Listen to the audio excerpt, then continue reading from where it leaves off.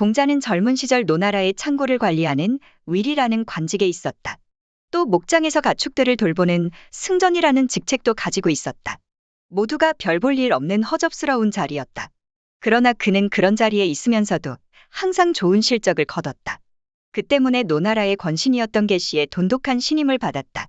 나중에는 그의 추천으로 대부의 지위에까지 올라갈 수 있었다. 한때 천하를 호령했던 주나라 천자의 지위는 그 당시 점점 미약해지고 있었다. 자연스레 각 제후들은 정벌전쟁에만 온 신경을 기울였다.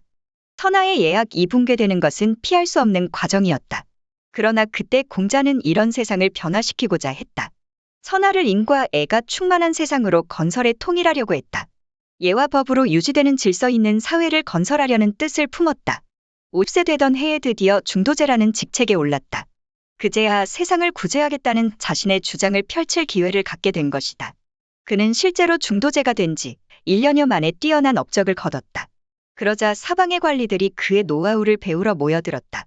얼마 후 그는 다시 대사구로 승진했는데 이 자리는 승상, 즉 국상을 대행하는 자리로 그가 마침내 국정을 총괄하는 자리에 오른 것이다.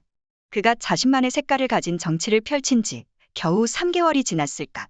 노나라에는 놀라운 변화가 일어났다. 상인들은 투기적인 방법을 이용해 과거처럼 물가를 올리지 않았고 백성들은 각자 알아서 예법을 잘 지켰다. 따라서 사회 질서는 자연스럽게 자리를 잡게 됐다. 그 기간 동안 그는 노나라를 위해 2가지 중대한 실적을 이뤄냈다.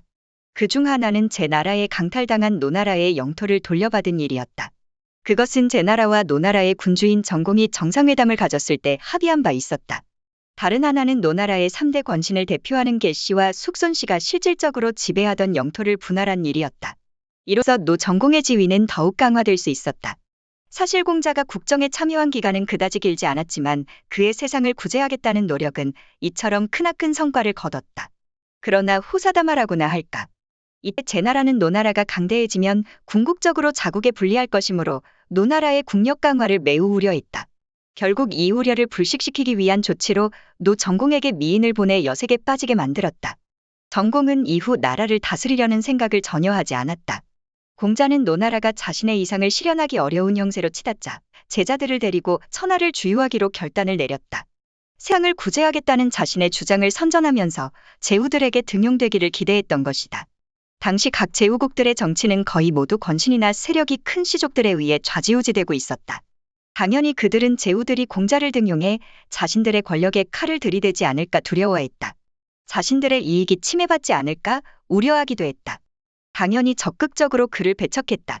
어떤 이들은 다른 제후국에서 공자를 임용하려는 것까지 은근히 방해했다. 자신들의 나라에 불리할 것이라고 생각했기 때문이다. 심지어 공자에게 해를 입히려는 이들도 있었다. 공자가 위나라에 도착했을 때였다.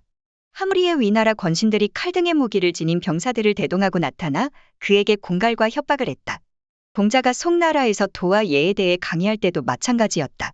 사마완발 이한무리의 병사들을 보내 그를 위협했다. 초나라의 소왕이 그를 등용하고자 할 때도 상황은 크게 달라지지 않았다. 소왕은 이때 그에게 무려 700리의 봉지까지 나눠주려고 했다. 그러나 기를 쓰고 반대하는 영윤자서의 반대에 부딪혀 계획이 실패로 돌아갔다. 공자의 순환은 이 정도에서 그치지 않았다. 몇 차례나 포위 공격을 당해 목숨을 잃을 뻔한 적도 있었다. 한 번은 진나라와 채나라 사이에서 양국 대부들의 협공을 받은 적이 있었다. 이때 제자들은 며칠 동안이나 먹을 것이 없어 하나둘씩 쓰러져 갔다. 그러나 공자는 그때도 의연하게 검은고를 뜯고 노래를 불렀다. 기가 죽은 모습은 전혀 찾아볼 수 없었다. 제자들은 스승이 역경에 처해도 이처럼 의연하고 낙관적인 모습을 보이자 하나같이 찬탄에 맞이 않았다. 그러나 세상을 버리고 산속으로 숨어든 은자들의 생각은 달랐다. 세상사에 달관한 사람이라고 자부했던 그들은 한마디로 세상을 구제하겠다는 공자의 열정을 비웃었다. 근본적으로 되지도 않을 일을 한 탓에 곳곳에서 벽에 부딪혀 상갓집의 개가 됐다고 비난했다.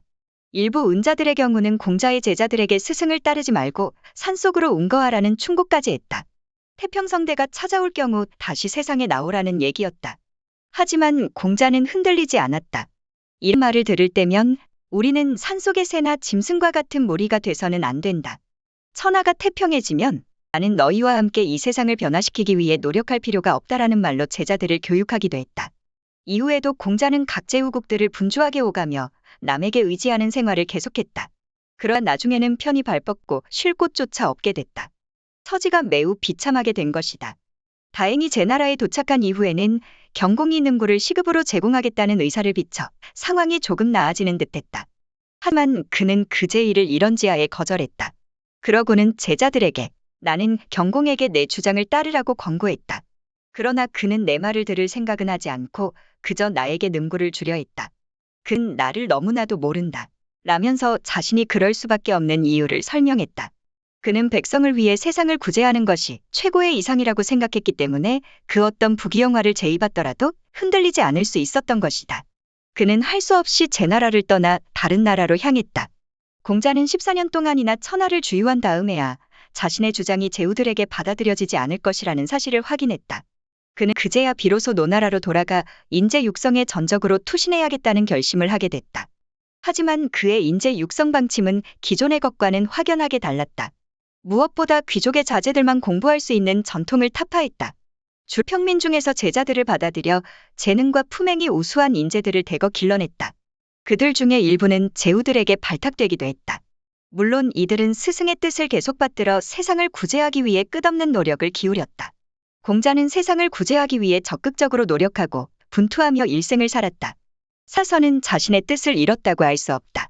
그러나 그의 우구구민 정신, 이상을 실현하기 위해 분투하는 노력, 무력에 굴복하지 않는 강한 의지 등은 후세 사람들에게 모범이 됐다. 부귀하게 된다 해도 타락하지 않는 숭고한 정신, 역시 귀감으로 남았다. 공자는 생전에 이런 말을 남겼다. 행동은 평범하게 해야 하지만 절대로 단순해서는 안 된다. 일곱청 육신에 부끄럽지 않게 당당하게 행동해야 한다. 자신만의 확실한 정신을 견지하고 모범을 보여야 한다.